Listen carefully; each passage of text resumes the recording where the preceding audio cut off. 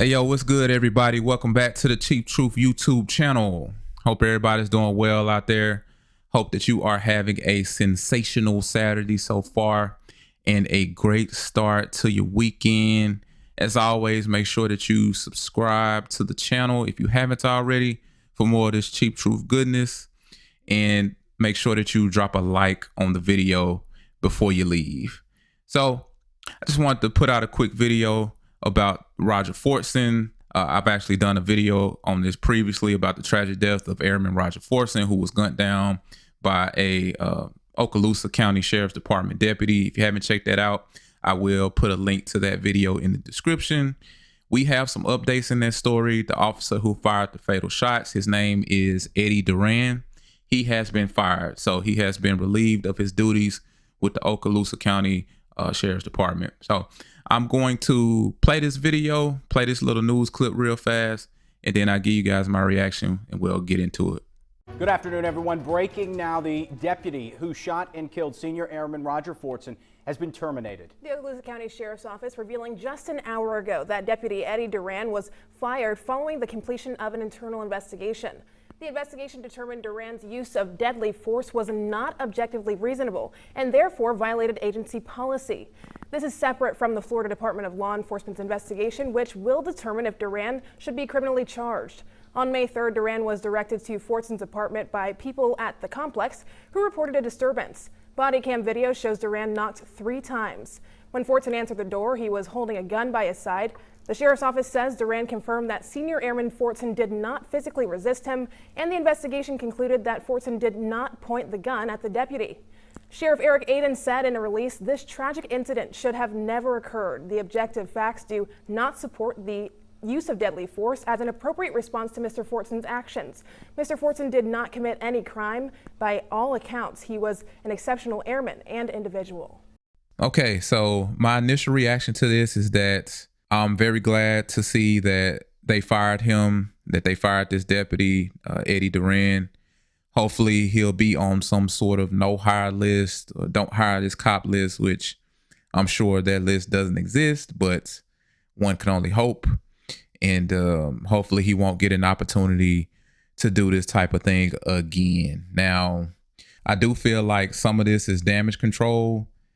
I'm sure between the public scrutiny, the public pressure, and the pressure that they were getting from the Air Force, they had to do something.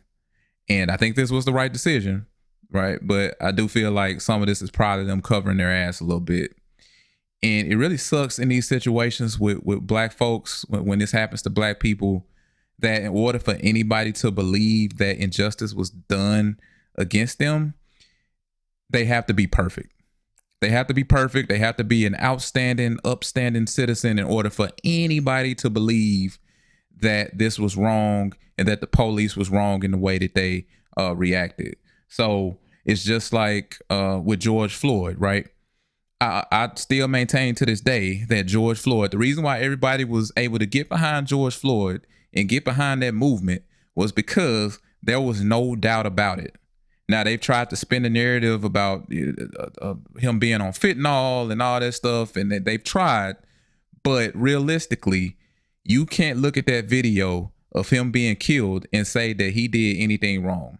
He was handcuffed, he was on the ground, and this guy had his knee on the back of his head, on the back of his neck for like, what, 9-10 minutes? And so there was no doubt about it. And in this case with Roger Fortson, he was an outstanding citizen. He was an airman. He was in the Air Force. He was in the military, had been in the military for a while. I got to imagine looking at how long he was in the military. I want to say he probably has been in the military since he got out of high school. So they haven't been able to dig any skeletons up because, like I said in the previous video, if he had any skeletons in his closet, any previous incidents, any arrests, anything like that, they would have broadcasted that probably the next day after this happened. So they haven't been able to dig anything up. And I'm sure that they've been digging, trying to find something on Roger Fortson, and they haven't been able to. So you have to be an outstanding citizen. You have to be perfect. You have to be, you can't have a record. For instance, if Roger Fortson had been let's just say hypothetically speaking, Roger was let's say he had Xanax pills, a pistol, and 2 bags of weed in his apartment. The narrative on this story would be so much different. The feelings on this story would be so much different. Because now it would have been drug peddling Air Force member gets shot by the police. Even though just because that person may have been a drug dealer, that doesn't mean that you get to just react any way that you want to react. That does not mean that you get to just kill this guy if he's not, endangering you in any way. It's the same reason why I can't, if I know that there's a sexual offender in my neighborhood, I just can't go kill the sexual offender. I mean, I can do that, but then I'm going to go to jail. I can't tell the judge, well, he was a sexual offender. Well, he deserved to be killed. And the judge going to say, well, you deserve to be in jail too. Goodbye. Goodbye and good day. So, with black folks, it just seems like you have to be an exemplary person, and you can't have anything. You can't have any arrest from 5 years ago. You can't have turned your life around. Just because you may have done something in the past, that means that the police get to do whatever they want to you, and they get to just shoot you for no reason, or because, oh my God, I felt like my life was in danger. Of course, that's the go-to phrase, right? My life was in danger. Well, what if Roger Fortson shot through the door because he felt his life was in danger, because somebody was on the other side of the door playing hide and seek, knocking on the door and playing hide and seek? How would that have worked in court? No, he'd be in jail for a very long time if he used that excuse. But the police, once again, can't do no wrong, right? If they say it, it's gold. They say it's true, it's true. Star witnesses, all that good stuff, right? But another thing too that I found out was that Eddie Duran, the deputy who got fired, he actually was in the military at one point. So to me, that makes this look even worse, because if anybody should know rules of engagement, it should be him, with him being in the military. So, I mean, that doesn't make this look any better, in my opinion. I also throw in another thing.